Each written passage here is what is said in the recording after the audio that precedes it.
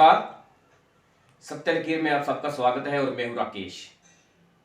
आज मैं आपको आरसपुरा के गांव वार्ड नंबर 12 और 13 के एक महान शख्सियत जो इस समय हमारे बीच में मौजूद है, इंद्रजीत सूदन जी, आप लोगों की जानकारी के लिए हम बता दें, जब से हमने इनको देखा है, ज़्यादा नहीं तो 35-40 सालों का इनका राजनीतिक कैरियर है। राजनीतिक में रहते हुए ये एक बहुत ही जबरदस्त सोशल वर्कर भी हैं। आज हमारे साथ विचार विमर्श करने के लिए हमारे चैनल में इंद्रजीत सूदन जी का बहुत बहुत स्वागत है। तो आइए जानते हैं। सबसे पहले तो इंद्रजीत सूदन जी, आपका सत्य लकीर में बहुत बहुत स्वागत है। धन्यवाद, शुक्रिया। इंद्रजीत सूदन जी, हम ये जानना चाहते हैं आपसे कि ये जो आगे मोड़ है, 17वां मोड़ है, जहां पर शहीद भगत सिंह जी की प्रतिमा का आपने अनावरण आज से 5-6 साल पहले भी किया था। अभी हमने देखा हाल ही में, अभी आपने उस प्रतिमा को वहां से थोड़ा आगे शिफ्ट कर दिया है और बहुत ही जबरदस्त वहां पर चौक बनाया है आपने। तो हम ये कहेंगे कि इसके लिए आपको बहुत ही मशक्कत करनी पड़ी है। कहां कहां से आपको ये फंड उपलब्ध हो पाया है? तो आपने बहुत ही ज्यादा मेहनत करके आज प्राणपीड़ वार्ड नंबर 12 और 13 में शहीद भगत सिंह की जो प्रतिमा थी उसका अनावरण किया है। इसके बारे में आप क्या कहेंगे? ये बहुत लंबा संघर्ष रहा मेरा। आज से 15-16 साल का पहले से हुआ था कि हमने सोचा कि ये चौक खाली है जहाँ पर जो शहीद, देश के लिए शहीद हुए हैं, भगत सिंह जी, राजगुरु सुखदेव जी, तो हम चाहते थे कि इन लोगों को वहाँ पर लगा के इनको लोग याद करें जिन्होंने देश के लिए छोटी उम्र में अपनी जान देकर देश का नाम रोशन किया था। तो ऐसे लोगों को सामने लाना चाहिए। तो ये चौक खड़ा था, तो मेरे को पता नहीं था कि मैंने आसानी से ये काम होएगा, लेकिन वहाँ पर मेरे को बड़ा कठिन संघर्ष करना पड़ा इसके लिए। पर 2-4 आदमी जो मेरे पे सपोर्ट में आए, जिन्होंने बोला कि आप प्रोग्राम करो, हम आपको सपोर्ट करेंगे। तो जो स्टैचू बनाने के जो उसके लिए फंड्स थे, 2-3 आदमी ने मेरे को सपोर्ट की थी उस वक्त, अपने भूषण जी और 2-3 अजय बिट्टू जी और भी काफ़ी लोग थे।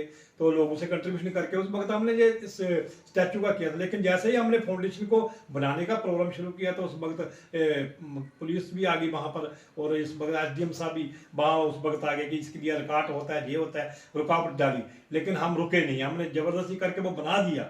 जब चौक बनाया तो उसके बाद ये चौक जो अपना स्टैचू लगाने के लिए फाउंडेशन बनाई वो छोटी होगी, तो ऐसे लग रहा था जैसे बोना बना हुआ जहाँ पर। तो मेरे दिल में था कि इसको सेंटर में लगाया जाए। फिर चौधरी श्याम जी सी और चेयरमैन म्यूनसिपल कमेटी और जो अपने अशोक कुमार जी वार्ड नंबर 12 के काउंसलर, इनसे और तमाम मेम्बरान से प्रार्थना करते रहे। इन्होंने कहा भाई हमारे पास फंड्स नहीं है। तो फिर मैं हर फंक्शन करते करते इनको सम्मानित भी करता रहा और कहता रहा। लास्ट में इन्होंने इनके पास जब फंड्स आए और इन्होंने बेकायदा अपना वादा पूरा किया। लगभग 2.5 लाख के करीब फाउंडेशन पर लगा और कम से कम 5-7 लाख रुपया जो इसका स्टैचू बन रहा है वो थोड़े दिनों में लग जाएगा। फाउंडेशन बन के तैयार हो गया और सुंदर चौक बना। इसके लिए मैं उनका बहुत धन्यवाद करता हूँ। और मेरे को खुशी है कि जिसके लिए मैंने इनका संघर्ष किया, 14-15 साल जो लगे मेरे को, उसमें मेरे को जब ये कामयाबी मिली तो मेरा दिल बहुत खुश हुआ। लोग बोलते थे कि भाई मेरे को लगता नहीं कि ये होगा। तो ऐसे मेरे को बहुत ही खुशी हुई कि अब ये उस पूरे 100% के 100% के करीब हो गया है। तो भगत सिंह जी का भव्य सुंदर स्टैचू लगने जा रहा है। तो फाउंडेशन बन के सुंदर तैयार हो गई है। मैं सबका शुक्रिया अदा करता हूं। और खास करके शिवनगर वार्ड नंबर 12-13 का जो नाम रोशन हुआ है, और आरसपुरा में पहले से जो स्टैचू है जो आरसपुरा में लगने जा रहा है। और जब ये प्रोग्राम होगा तो हम इसको बहुत बड़ा भव्य प्रोग्राम करेंगे। जब स्टैचू लगेगा तो जो लोग देखेंगे, जो भी गुजरेगा वो देखेगा कि ये भगत सिंह जी हैं जिन्होंने देश के लिए जान दी है, ये राजगुरु सुखदेव जी हैं जिन्होंने छोटी उम्र में अपने गले में फांसी का फंदा डाला था। ऐसे लोगों को मैं शत-शत प्रणाम करता हूँ। और भगत सिंह जी और राजगुरु सुखदेव जी सदा अमर रहे और अमर रहेंगे। तो जी, आप सुन रहे थे हमारे इंद्रजीत सूदन जी ने किस तरह विस्तार पूर्वक आपको बताया है कि कितनी जद्दोजहद करने के बाद ये जहाँ पर जो हमारे शहीद भगत सिंह जी की मूर्ति का अनावरण किया गया है, तो कौन कौन से लोग इसमें शामिल थे, इन्होंने सबका धन्यवाद किया है। तो मैं इंद्रजीत सूदन जी आपसे एक बात पूछूं, ये जो ग्राउंड आरसपुरा वार्ड नंबर 12 और 13 से है, इसकी जगह कितनी थी? और इसमें जो आपने स्कूल में काम करवाया, इतने अच्छे वहां पर ट्रैक बने, इतना बढ़िया स्कूल बना है और इतना अच्छा ग्राउंड बना है, ये जगह कौन सी जगह थी, किसकी जगह थी, इसकी सारी बाउंड्री कितनी थी? तो अब स्कूल में जहां पर बच्चे हमारे खेल मैदान में मैच भी खेलते हैं और जहाँ पर अखाड़े का भी सामान रखा हुआ है।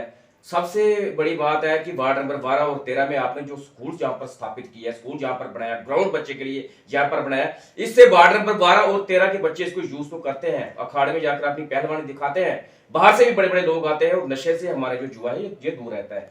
तो इस स्कूल को बनाने के लिए भी आपने बड़ी मेहनत की होगी, तो ये स्कूल को बनाने के लिए किस किस ने आपका साथ दिया और किस किस ने सहयोग दिया था आपका? ये भी बहुत बहुत शुक्रिया जो आपने मेरे को ये बात पूछी। ये स्कूल आज से 35 साल के पहले की बात है कि हम रामलीला करते थे।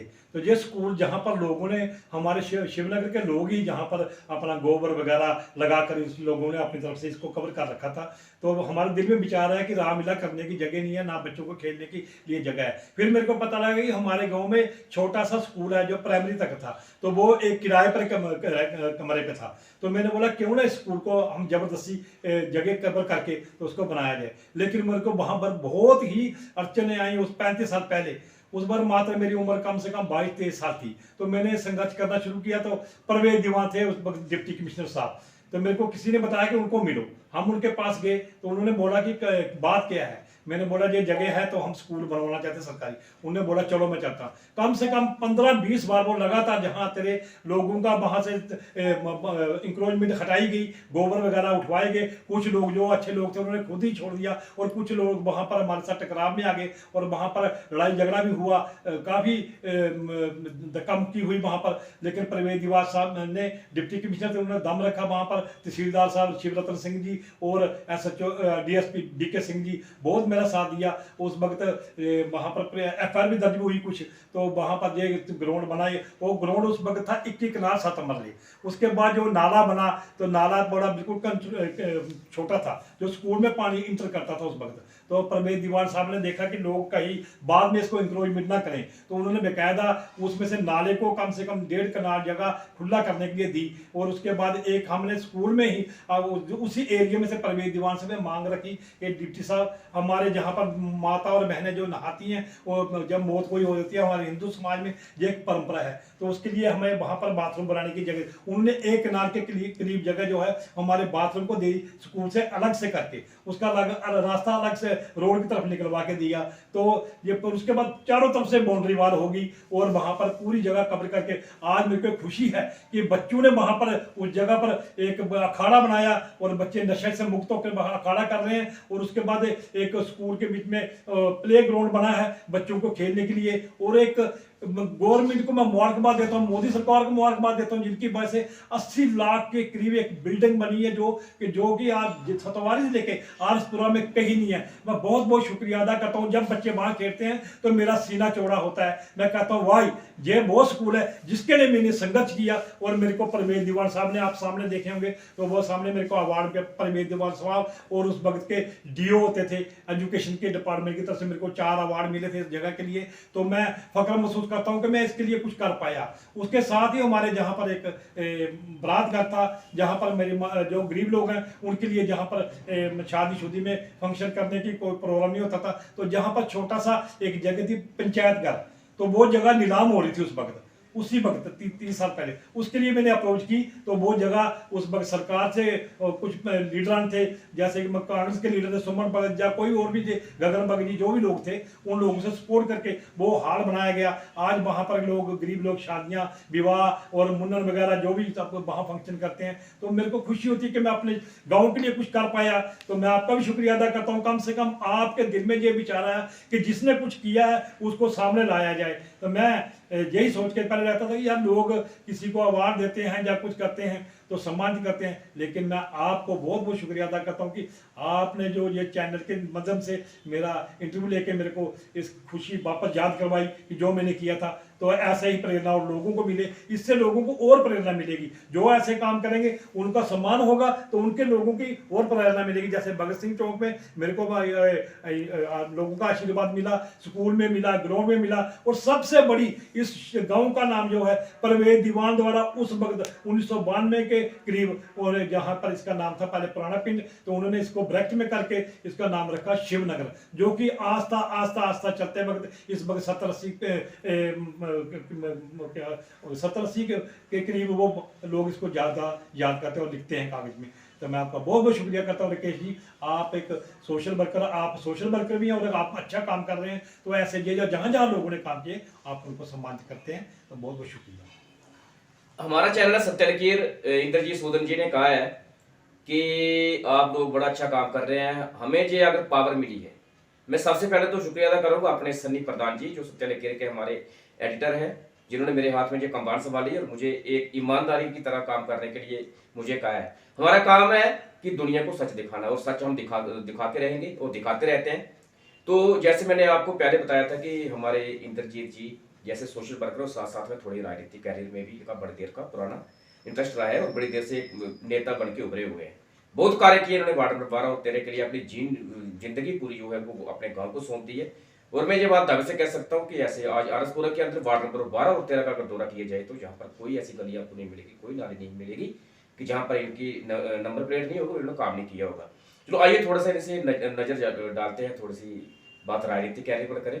तो इंद्रजीत सूदन जी, मैं सबसे पहले आपसे ये पूछूंगा कि ये जो हमारा जहाँ पर इन्होंने डिलिमिटेशन कमेटी ने जो फैसला किया है आरसपुरा को जाके चौहाटी के साथ जोड़ दिया हुआ, और साथ में जो बीच इधर एक गांव था ब्रिज नगर, उसको काट कर इन्होंने बिछड़ा में डाल दिए, इसके बारे में क्या प्रतिक्रिया देना चाहोगे आप? पहले नंबर तो इस चीज़ को हम पहले पहले तो हमने स्वागत किया था, लेकिन जब आरसपुरा को इन्होंने जब 23-24 साल वो पहले रिजर्व रहा, उसके लिए भी मैंने प्रोटेस्ट किया, प्रदर्शन किए हैं हमने कि भाई इसको ओपन करो, क्योंकि ये तो पहले। और उसके बाद मेरे को समझ नहीं होती ये तो काम तो उन्होंने अच्छा किया, लेकिन ये क्या किया कि उन्होंने हमारे जो गांव थे उनको उठा के इनको आगे पीछे फेंक दिया। कोई समझ नहीं आ रही कि इलेक्शन जो है हम कहाँ वो अपने शास्त्री नगर की तक हमको भेज दिया गया, वहाँ से आरसपुरा से लेकर हमारे भगत सिंह चौक से लेकर हमको उधर जोड़ दिया। वो समझ नहीं आ रही है कि ये किस कमरे में बैठ के इन्होंने फैसला लिया है। तो हम चाहते हैं कि अगर पुनर्विचार करके इसको वापस जैसे वो बनी हुई थी, हम तो चाहते हैं कि सीटें बढ़ेंगी, कुछ आरसपुरा में सीटें 2-3 बढ़ेंगी, लोगों को फायदा होगा। कोई युवा नौजवान है वो इलेक्शन लड़ने की अपनी इच्छा रखते थे कि हम भी लड़ेंगे, पढ़े लिखे लोग भी आए। अब जरूरी थोड़ी है कि जो उम्र हो चुकी है लोगों को बार बार वही इलेक्शन लड़े। हम चाहते हैं कि युवा आगे आए, जिन लोग युवा ने देश के लिए काम किया है, जब अपनी प्रेरणा रखते हैं,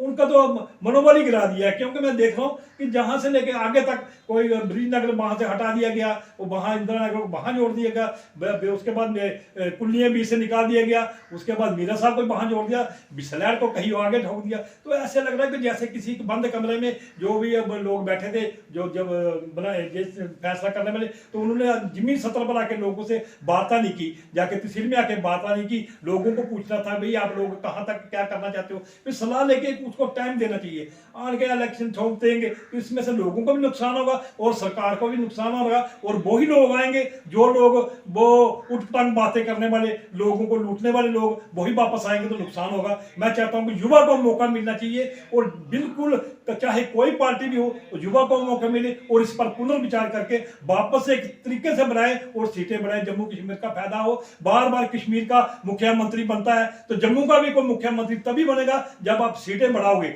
अगर आप ऐसे करोगे तो ना आपको लोग वोट देंगे, आप वोट भी लोग आगे पीछे डाल देंगे, आपको बहुत बड़ा नुकसान होगा। इसके लिए मैं इस चीज की मैं प्रशंसा नहीं करता हूँ, दिल में दुख व्यक्त करता हूँ, ये गलत हुआ है और नहीं होना चाहिए। अच्छा इंद्रजीत सूदन जी, आपसे एक में आखिरी सवाल है मेरा। ये जो मोदी जी का नारा है सबका साथ सबका विकास पूर्ण विश्वास, मोदी बड़ा अच्छा काम कर रहे हैं देश के अंदर। तो अभी हमारे पास 2-4 दिन पहले 2-4 लोगों डेपुटेशन भी आया कि आप सत्य लकीर हमारी आवाज उठाएं। मैं बात करूंगा तहसील से। तहसील से पिछले दिनों पटवारियों की हड़ताल भी थी। एक अगर पटवारी है उसकी इतनी सैलरी है, तनख्वाह ले रहा है, गवर्नमेंट से ले रहा है, कुर्सी पर बैठा हुआ है, ऐसे पब्लिक सर्वेंट है, लेकिन जब कोई गरीब आदमी अपनी कोई जमीन को बेचता है, बेचने वाले आप उसे खरीदने वाला नहीं हो, तो फिर जब ये हमारा फर्द काटते हैं, ये फर्द काटने के पैसे भी लेते हैं, तो इस पर क्या कहेंगे आप? ये दादाजी कैसे खत्म होगी? ये तो मोदी जी ने तो बहुत ही ज़बरदस्त से लोगों में ऐसे कुछ लोगों को उन्होंने पकड़ा भी है। उनके आने से जहाँ भ्रष्टाचार में थोड़ी कमी आई है, क्योंकि वो एक ईमानदारी से काम कर रहे हैं, देशभक्त नेता है वो, उनको कोई लालच नहीं है। लेकिन उसको जब वहाँ से लेकर आरसपुरा के वहाँ जैसे हमारा ये जमीन सत्र पर पहुँचने के लिए रुकावट डालने वाले हमारे ऑफिसर ही हैं। तहसील में जाओ इस वक्त तो वहाँ पर दलाल लोग भी हैं, बीच में घूम रहे हैं, पटवारी के आगे पीछे, अफसरों के आगे पीछे घूमते हैं। लोगों का काम करना हो, किसी ने सर्टिफिकेट बनाना हो, अफसर कुछ लोग सुनते हैं, कुछ अच्छे अफसर हैं, मैं सभी की निंदा नहीं कर रहा हूँ, अच्छे ऑफिसर भी हैं जो वही पूरी ईमानदारी से काम करते हैं, और कुछ ऐसे लोग हैं वो काम ही नहीं करते। अब किसी पटवारी के पास जाओ तो पटवारी आपको मिलेगा नहीं। कोई पटवारी अच्छे हैं, जो कई ऐसे पटवारी अच्छे हैं कि उनको आप जब भी फोन करेगा वो फोन उठा लेंगे, तो कुछ पटवारी ऐसे फोन ही नहीं उठाते, वो अपनी मनमर्जी करते हैं। पैसे लेना गरीब लोग बेचारे ने, किसी अगर कोई कनाल एक जगह बेच भी दी तो भैया उसको थोड़ा सा इंसाफ करो। अगर उसे फर्द के पैसे आप इतने पैसे वो ले लेगा, इतना पैसा वो ले लेगा, एजेंट ले लेगा, सब लेगा, तो उसका तो बेड़ा गर्क हो जाएगा। इसलिए मैं चाहता हूँ कि गवर्नमेंट ईमानदारी से काम करके, तो ऐसे लोगों पर भी हम कुछ लगना चाहिए। और बेकायदा रणवीर सिंहपुरा में भी हमारे जो मनोज सिन्हा साहब हैं एलजी, उनका आरसपुरा में भी रोड होना चाहिए। डिप्टी कमिश्नर साहब का भी रोड होना चाहिए आरसपुरा में भी। कम से कम एक तहसील है, उसमें क्या धांधली है क्या नहीं है वो खुद आके देखें। जहाँ पर थोड़ा सा सिस्टम ठीक होने में वक्त लगेगा, लेकिन जब आपके रोड होंगे ईमानदारी से, तो ऐसे लोग जो भ्रष्टाचारी हैं उनको भी थोड़ा सा अंकुश लगना चाहिए, जरूरी है। और ईमानदार लोगों, पटवारी हो, ऑफिसर हो, तहसीलदार हो, ईओ हो, जो ईमानदार है उनको छत छत प्रणाम, और जो भ्रष्टाचारी है उनको सजा होनी चाहिए, ये हमारी मांग है। बहुत बहुत शुक्रिया इंद्रजीत सूदन जी, आपको हमारे चैनल के साथ जुड़ने के लिए। आप देख रहे थे सत्य लकीर। आपको पल पल की अपडेट्स मिलती रहेगी, देखते रहिए सत्य लकीर। जय हिंद, जय भारत।